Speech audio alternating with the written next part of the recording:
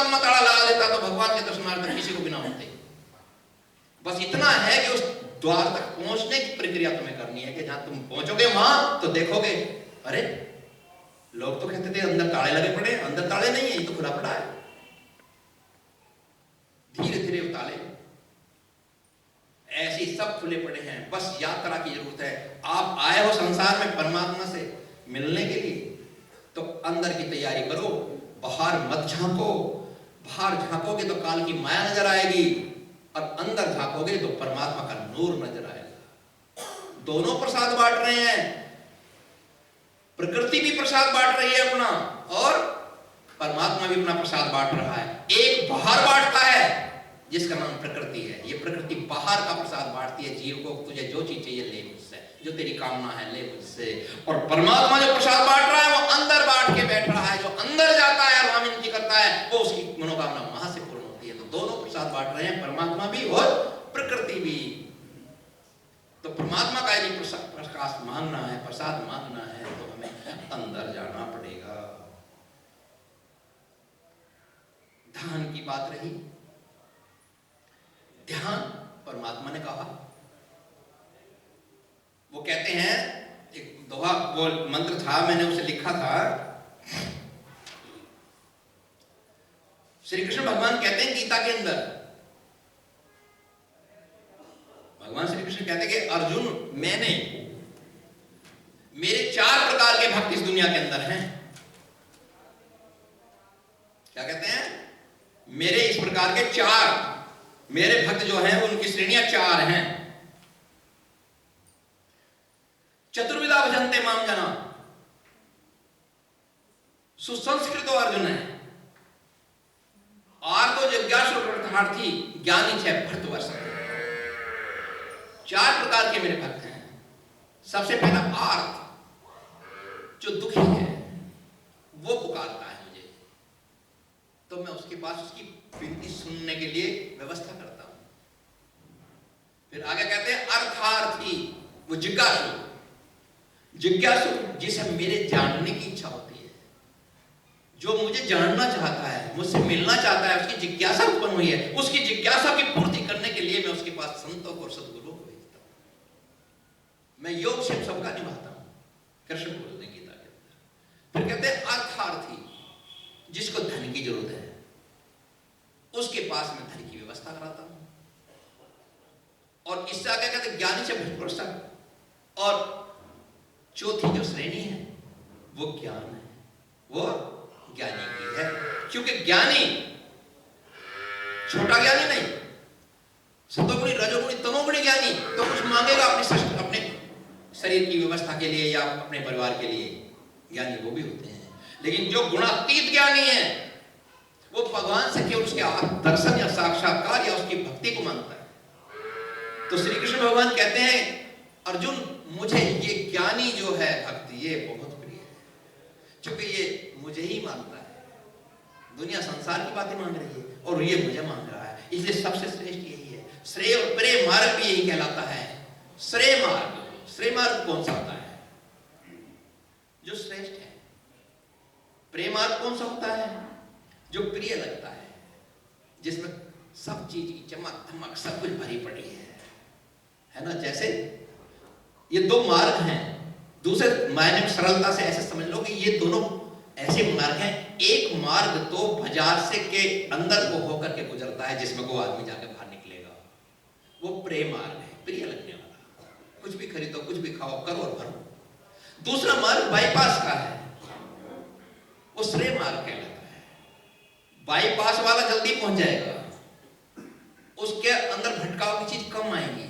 प्रेम मार्ग वाला किसी भी चीज पर फंस भी जाएगा, रुक भी जाएगा, लेकिन आगे जाके मंजिल दोनों एक ही हो जाती है। कोई जल्दी पहुंच गया, कोई देर से पहुंच गया। तो बाजार वाले मार्ग से ना जाओ,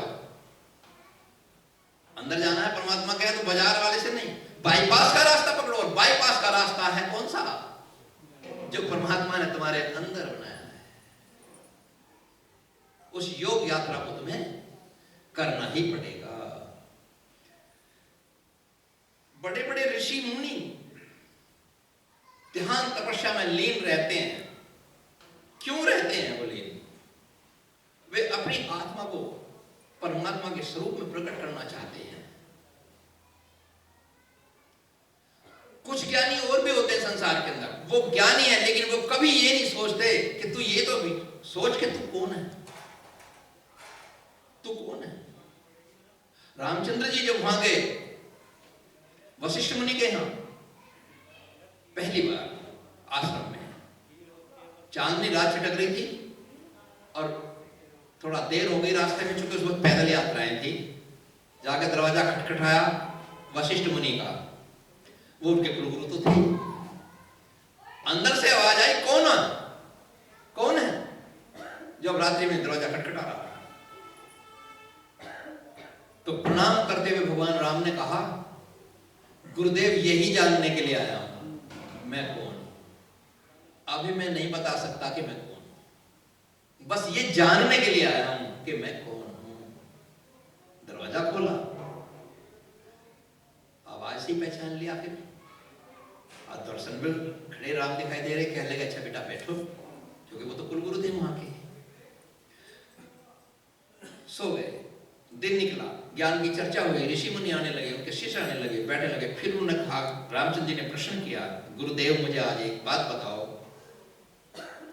क्या मैं अपने उस मूल परम तत्व स्वरूप को प्रकट कर सकता हूं? रामचंद्र जी ने कहा कि मुझे गुरु वो विद्या बताओ जिससे मैं अपने मूल स्वरूप को, कि जो कुछ मैं हूं वो मेरा प्रकट हो जाए। तो वशिष्ठ मुनि कहने लगे, बेटा इसके लिए दीक्षा लेनी पड़ती है, तुम्हें दीक्षित होना पड़ेगा, फिर दीक्षा के अनुसार चलना होगा, गुरुओं की आज्ञा में चलना होगा। यदि तो गुरु की आज्ञा से हटकर चलेगा तो दूसरे मार्ग से निकल जाएगा, बाजार का रास्ता आ जाएगा, बाईपास छूट जाएगा। इसलिए उनकी आज्ञा में चलेगा तो बाईपास से निकल जाएगा।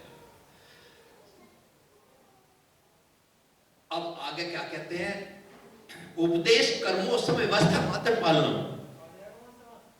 उपदेश का करना, दीक्षा देना। आज तो नामदान ज्यादा दिया जा रहा, दीक्षा नहीं दी जा रही, क्योंकि हमारे गुरुजन भी कुछ ऐसे हो गए हैं, कुछ हैं ऐसे संत जो दीक्षा दे रहे हैं, जो दीक्षा के माने दिखाने वाली विद्या, साक्षात्कार कराने वाली विद्या, और नामदान तो जाप करे जाओ, दोनों में अंतर है ना।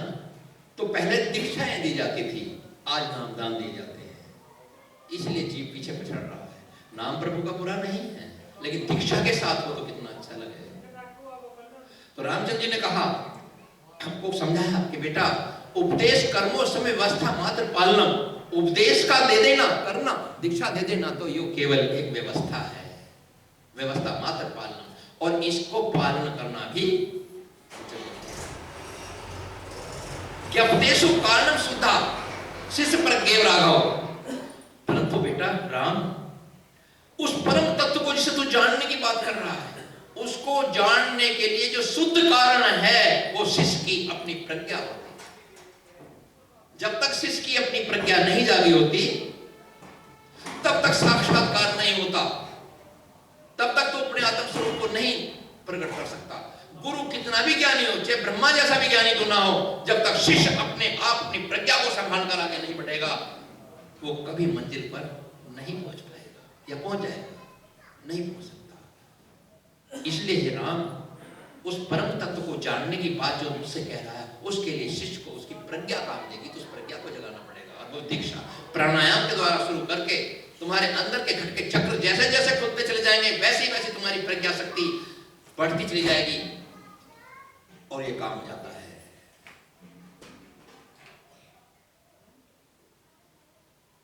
तो उन्होंने सबको समझा दिया। तो रामचंद्र जी की इसकी बात को सुन करके कहा, गुरुदेव अब मैं आपकी आज्ञा अनुसार चलूंगा। तो वो उसके अनुसार ही चले, ध्यान में रहने लगे, अपनी योग यात्रा को शुरू कर दिया। गुरु उनकी मदद करते रहे, चूंकि वो शिष्य योग था। पहले तुम्हें अपने को अपने योग बढ़ना पड़ेगा। यदि तुम, जब मैं शिष्य को दीक्षा देने के लिए गया, जगराम नाम था उनका, उन्होंने मुझसे कहा, गुरुजी तुम गुरु गुरु की बात करते हो, मुझे तो ऐसा गुरु चाहिए, मैं तो खुद गुरु हूं, बच्चों को पढ़ाऊं, मगर ये शिक्षा यहां की है, ऊपर की बात करो कि जी आज गुरु कहाँ है? उन्होंने कहा मैंने भाई गुरु हैं। उन्होंने कहा मैं वशिष्ठ वंश से हूं और मुझे तो वशिष्ठ जैसे ही गुरु चाहिए, तब तो मैं संभाल लूंगा। हमने कहा ठीक है, लेकिन मुझे ये तुम बताओ वशिष्ठ जी किसके गुरु थे? मुझे राम के। तो क्या तुम राम बन चुके? यदि तुम राम बन करके आ जाओगे तो वशिष्ठ जी मिल जाएगा, और तुम ही राम नहीं बने तो वशिष्ठ भी फेल हो जाएगा। पहले तुम्हें अपने को सुधारना। जिस खेत की खेती तैयार नहीं हुई, जमीन की नलाई वो क्या नाम खुदाई या खाद पानी से तैयार नहीं करी गई, जिसकी भूमि, उसकी खेती अच्छी नहीं जमती। पहले खेत तैयार करना पड़ता है। आज शिष्य क्या करते हैं? गुरु जी कृपा कर दो, गुरु जी कृपा कर दो।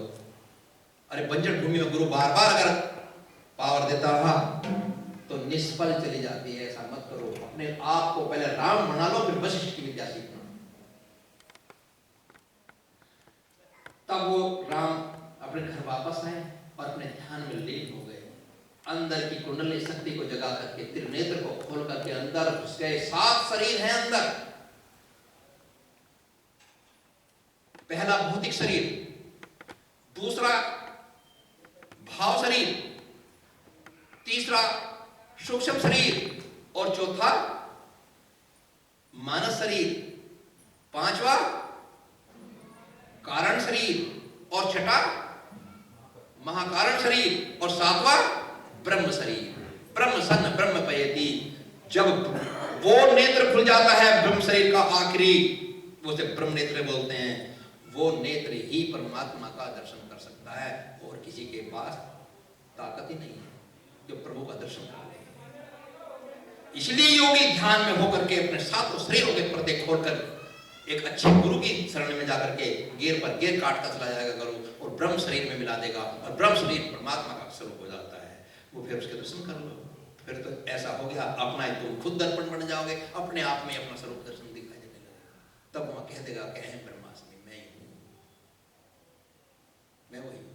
जब संसार में जीव खींचे थे परमात्मा ने, काल ने मांग लिए थे, काल ने कहा कर्मों के अनुसार चलाऊंगा सृष्टि को। महाराज